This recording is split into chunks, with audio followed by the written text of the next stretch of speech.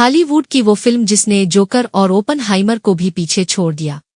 Hollywood film सुनरस ने release के छठे हफ्ते में $1.1 मिलियन कमाकर R-रेटेड फिल्मों में जोकर और ओपनहाइमर को पीछे छोड़ दिया।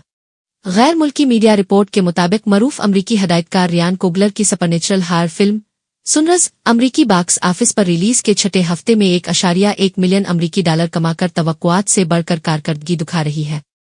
अगरचे पिछले हफ्ते के मुकाबले में इस फिल्म की आमदनी में 40.5% कमी आई और फिल्म को 886 सिनेमा घरों से हटा दिया गया, तब भी ये R-रेटेड फिल्मों की सबसे बड़ी कमाई करने वाली दूसरी फिल्म बन गई है। सुनरस ने जोकर, ओपनहाइमर और डेडपूल एंड वोल्वरीन जैसी बड़ी फिल्मों को पीछे छोड़ दिया जो रिलीज के छठे हफ्ते तक सिर्फ $1 मिलियन से कम कमा सकी थी।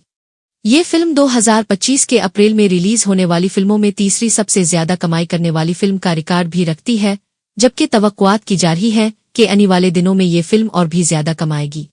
याद रहे कि 18 अप्रैल को रिलीज होने वाली फिल्म सुनरस 1932 के मिसिसिपी डेल्टा पर मबनी है, जिसमें माइकल बी जॉर्डन दो किरदारों स्मोक और स्टिक में जल्लागिर है।